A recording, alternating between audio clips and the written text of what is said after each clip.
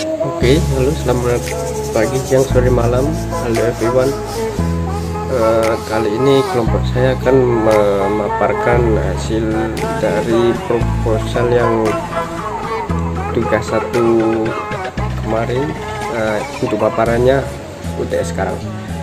Oke, kami membawa judul analisa penerapan machine learning e-commerce Shopee.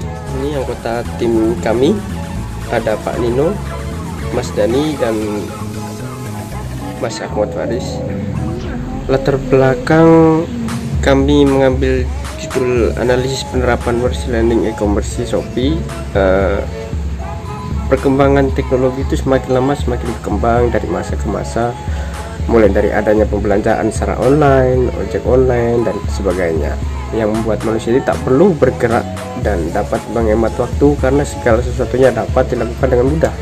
Terlebih lagi di masa pandemi seperti sekarang, pendidikan juga dilakukan secara online, di mana hal tersebut tentunya memerlukan teknologi.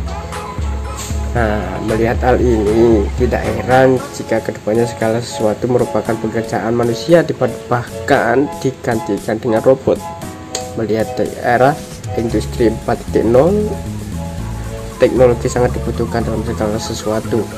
Banyak terobosan inovasi baru terkait pengembangan teknologi, salah satunya adalah artificial intelligence dan machine learning.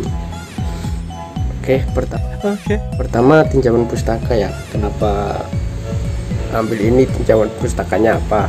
Analisis penerapan machine learning online e-commerce Shopee, itu tinjauan pustakanya.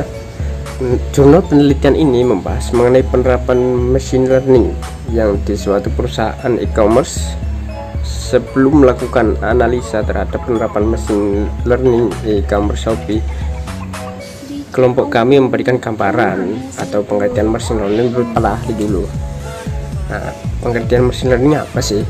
Nah, menurut Ahmad, machine learning merupakan suatu pembelajaran mesin dengan pendekatan dalam AI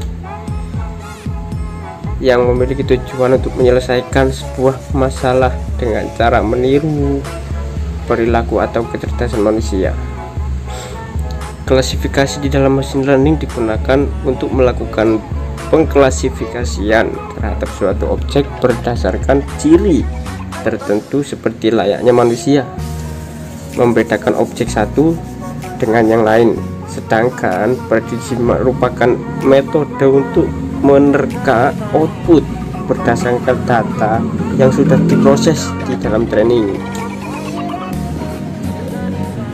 Neural network dapat dilatih dengan menggunakan data training, di mana semakin banyak data yang digunakan dan proses training yang dilakukan, maka hasil yang dikeluarkan akan semakin baik. Meskipun neural dinilai cukup bagus dikarenakan adanya proses training, namun neural network memiliki kelemahan, yaitu terbatas dalam jumlah lapisan, di mana jika jumlah lapisan semakin banyak, maka kapasitas akan semakin tinggi dan akan membutuhkan jumlah training yang tinggi pula. Solusi akan kelemahan tersebut dapat diselesaikan dengan cara teknik deep learning. Nah, seperti inilah gambar atau peta jalannya nih. Dari tahun pertama penelitian, terus habis itu mengamati sistem rekomendasi produk, habis itu ada hasil pengamatan, dan yang terakhir hasil analisanya. Metode dan target capaian. Cantik juga nih Mbak jadi. Iya. Metode penelitian ini merupakan penelitian deskriptif yang membandingkan dan memiliki acuan terhadap jurnal terdahulu yang merupakan jurnal dari Yusril Rahman dari program studi sistem informasi juga, dengan judul penerapan machine learning dalam e-commerce perusahaan Bukalapak. Nah, di sini kami membandingkan dengan e-commerce lainnya yang hampir mirip ya seperti Bukalapak ini. Diagram airnya seperti yang di kanannya, ada mulai, login, verifikasi akun, invalid login, ada daftar akun. Nah, kita masuk ke penjelasannya nih. Setelah mengetahui tahap awal di dalam Shopee, selanjutnya merupakan tahap lanjutan dari aktivitas lanjut yang dilakukan di dalam Shopee. Seperti ini nih, tahap awal pasti namanya akun ya, kita harus login dulu. Kalau kita nggak punya akun, daftar akun.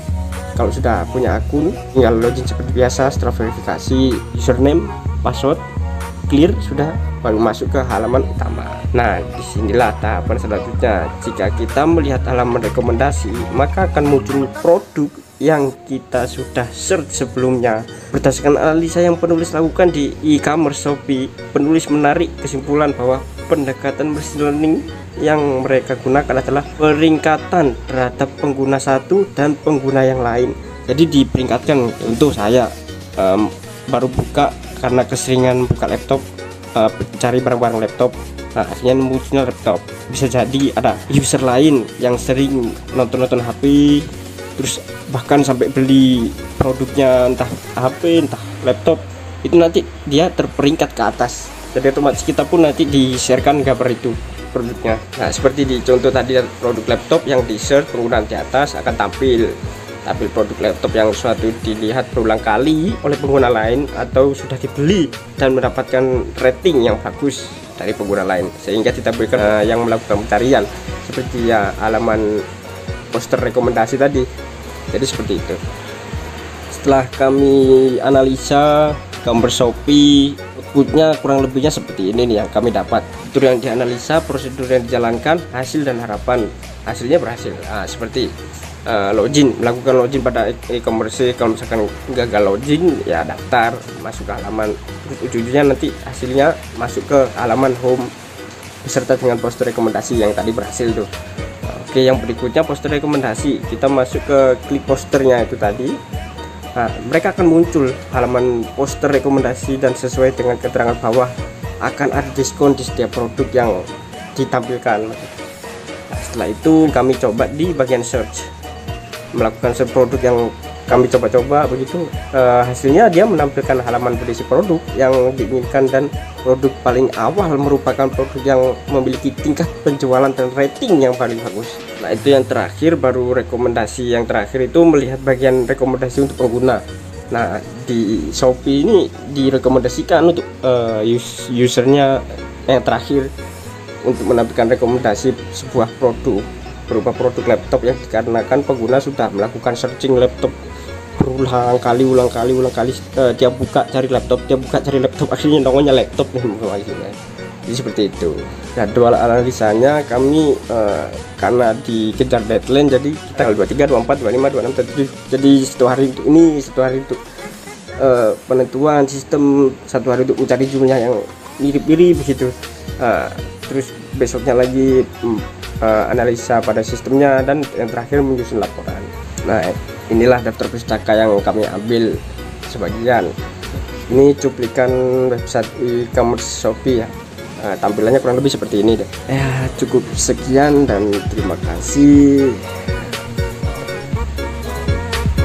Mohon maaf jika ada kurangnya dari kelompok kami. Assalamualaikum.